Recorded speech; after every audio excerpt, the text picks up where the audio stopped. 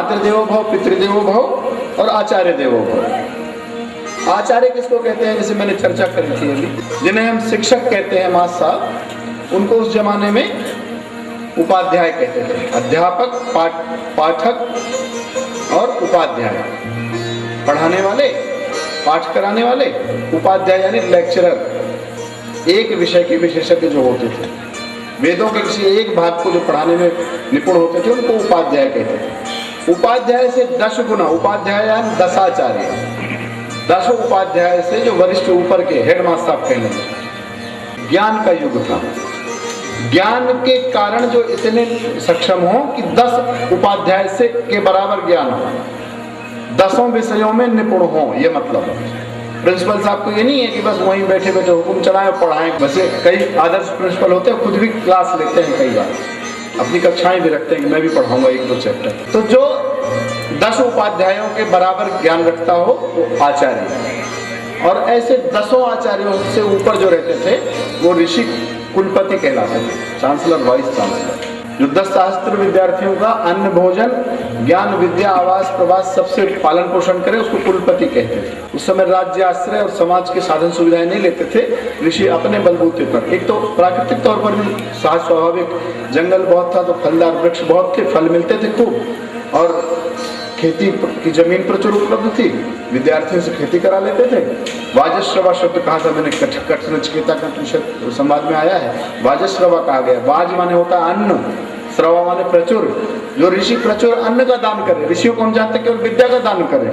महाराज ration बांटते थे मुफ्त में गरीबों, जो प्रचुर अन्न उपजाए और दान करे, ऐसे वाजश्रवा नहीं। वो विश्वजित यज्ञ किया था, सब ले जाओ, राजा बन नहीं करते थे। ऐसे पराक्रमी ऋषि जो अन्न से, धन धान्य से, विद्या से, वस्त्र आभूषण से, सब प्रकार से बच्चों का पालन करते थे। गौ पालन, इतनी गाय पाल ले और गाय का दूध पी लो तो वैसे भी अनाज कम खाने की जरूरत पड़ेगी, तो अपने आप में वो स्वावलंबी होते थे जंगल में ऋषि। ऐसे व्यक्ति को आचार्य कहते थे। और केवल इतना नहीं कि ज्ञान भर हो, आचार्य उसको कहते हैं जिसका आचरण भी सत्य पर आश्रित हो, पाखंडी ना हो। तो जो बच्चों को सदाचार की शिक्षा देने में सक्षम हो और खुद भी उसका, जिसका आचरण पवित्र हो, उसको आचार्य कहते हैं। ये कंडीशन है, ज्ञान हो, 10 उपाध्याय के बराबर ज्ञान हो और आचरण पवित्र हो, ऐसे को आचार्य कहते हैं। और ऐसे व्यक्ति को देवता मानो। ऋषि ने ये उपदेश दिया, माता को देवता के तुल्य मानो, सम्मान दो, पिता को देवता के तुल्य सम्मान मानो दो, और आचार्य को देवता के समतुल्य मानो।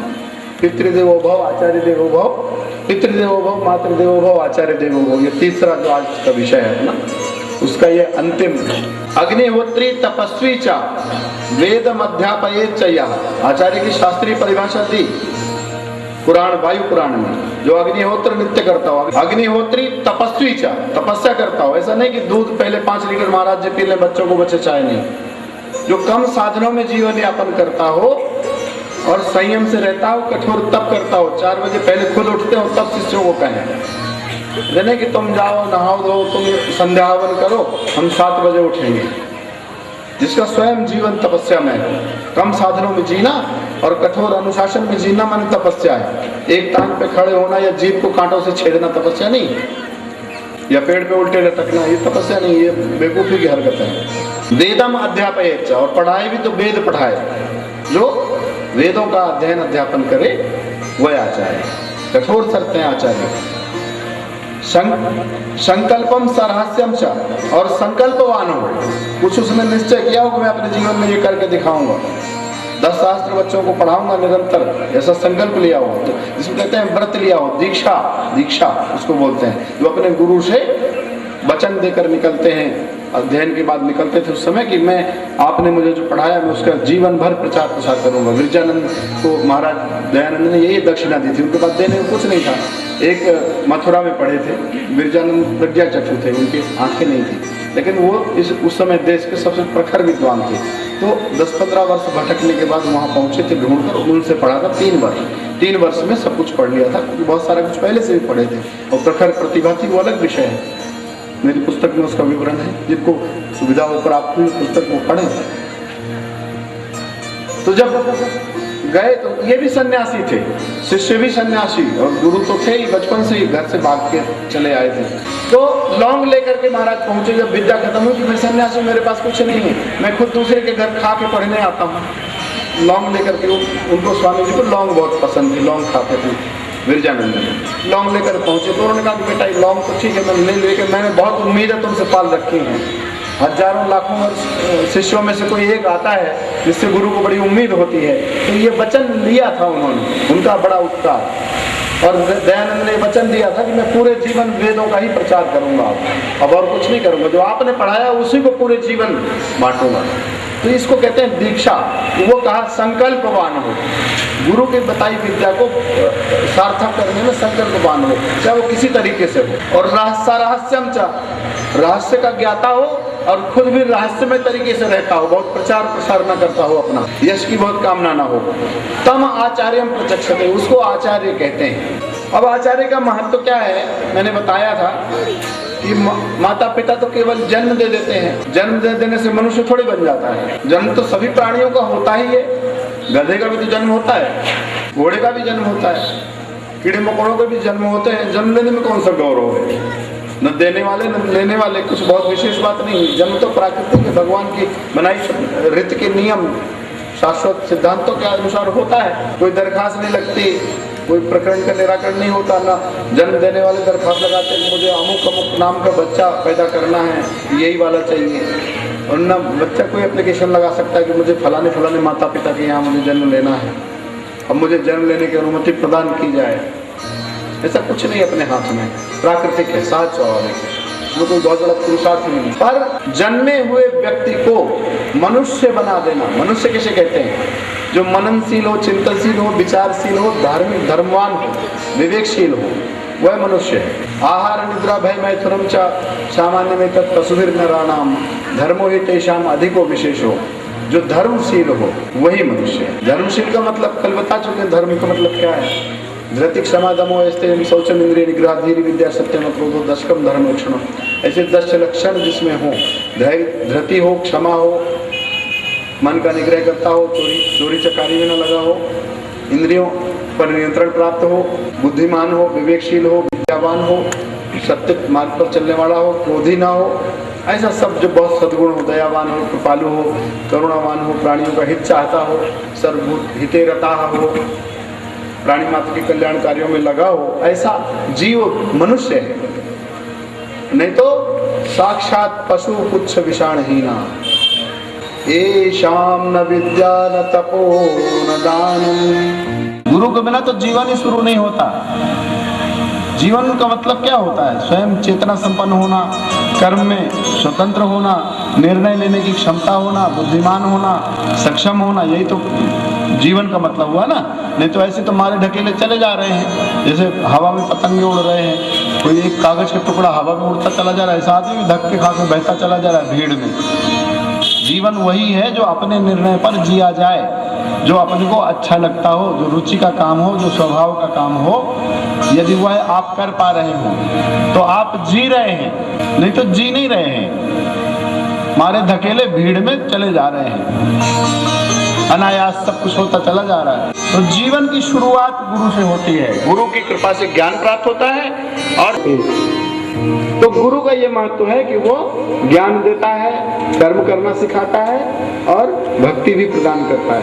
तो ये सब कुछ गुरु का उपकार है। गुरु पुराने जमाने में बहुत ममता पूर्वक पालन पोषण करते। अंतेवासी शब्द का मतलब मैंने बताया था, जो जैसे माता गर्भ में अपने बच्चे को देखभाल करती है, वैसे गुरु माता तो केवल 9 महीने देखभाल करती है, गुरु 20 से 25 वर्ष देखभाल करते थे, इसलिए उनको अंतेवासी कहा है। गुरु के गर्भ में ही रह रहा है ऐसा माना जाता है। इतनी देखभाल करके जो पालन पोषण करे, ममता से, स्नेह से, सद्भाव से, ऐसा नहीं कि हरई शिष्य धन शोक न हरई,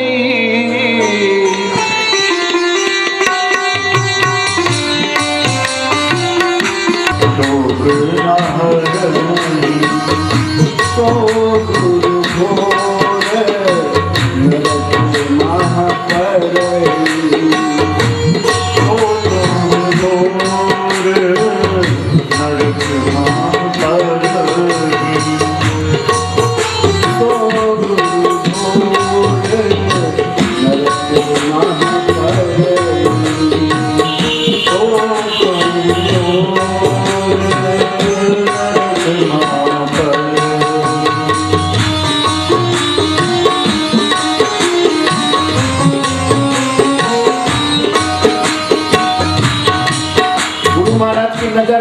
चेले की जेब पर अगर लगी रही तो शिष्य का उद्धार नहीं होता। लोभी गुरु लालची चेला दोनों नरक में चेलम पेला। गुरुडम का जो चला था ना, कल बताया था कान फूकने का सिस्टम, वो यही है उसका, और कोई आधार नहीं है। गुरु का महत्व है शिष्य का जीवन अच्छा बनाए, ज्ञान संपन्न बनाए। तभी कबीर ने कहा है, गुरु गोविंद दोनों खड़े काके लागू पाए, बलिहारी गुरु आपकी गोविंद दियो बताए। भगवान ने कह दिया कि गुरु की ही बलिहारी है, गोविंद दियो मिलाए। ऐसा भी दूसरा शब्द है। यदि गोविंद प्राप्त होगा तो गुरु के कारण ही प्राप्त होगा, लेकिन कान फूकने वाले गुरु के कारण नहीं। यहाँ बिल्कुल सावधान रहने की जरूरत है। गड्ढे में ही पटकेंगे और कान फूक के गुरु बनाओगे, बता दिया हमने। फिर ये नहीं कहना कि बताया नहीं, कल भी बताया था डिटेल में, आज भी बता रहे हैं। कान फूकने वाला कुछ भी कतई गुरु नहीं है, केवल आप अपने आप को धोखा दे रहे हैं और वो आपका शोषण कर रहा है। बुरा मत मानना, मैं कठोर शब्द का प्रयोग कर रहा हूँ, क्योंकि ये अन्याय और अत्याचार की सीमा है कि आप किसी को शिष्य बनाएं और उसका उद्धार न कर पाए। शिष्य तभी बनाना चाहिए जब आपका उद्धार हो चुका हो और दूसरे का उद्धार कर पाए। नहीं तो ऐसा ही ठीक है, खीर पूरी हलवा खाते रहो और उपदेश प्रवचन करते रहो, इतने तक बहुत ठीक है। और अगर आप सच्चे आदमी हैं तो मैत्री भाव, सखा भाव, बंधुत्व का भाव लाएं, ऐसे रिश्ते बनाएं जिनका आप निर्वाह कर पाए। नहीं तो आप भी नरक में जाएंगे और उन्हें भी ले जाएंगे। दास कोए आसपास। गुरुडम से सावधान रहने की जरूरत है। गुरु की प्रशंसा में कर रहा हूँ, लेकिन उन गुरुओं के लिए लागू नहीं होती है। गुरु ब्रह्मा गुरुर्विष्णु गुरुदेवो महेश्वरः गुरु साक्षात् परब्रह्म तस्मै श्री गुरुवे नमः। अब कुछ कहने को बचा है क्या? गुरु ब्रह्मा, गुरु विष्णु, गुरु देवो महेश्वर, अब तीनों देव हैं। और इन तीनों देवों से ऊपर मैंने एक बात कही थी, शायद ध्यान में हो आपके, कि देवता भगवान और ईश्वर में अंतर है। हम इस कंफ्यूजन में रहते हैं कि जो देवता वही भगवान है और वही ईश्वर है। भगवान कहते हैं जो 6 ऐश्वर्यों से युक्त हो, यश श्री कांति ऐश्वर्य वैभव ज्ञान विद्या, ये सब जो 6 ऐश्वर्य जिनको हों उन्हें भगवान कहते हैं। हम दयानंद को भी भगवान कहते हैं। भगवान शंकराचार्य भी आपने शब्द सुना होगा कभी, भगवान शंकराचार्य ने ऐसा कहा।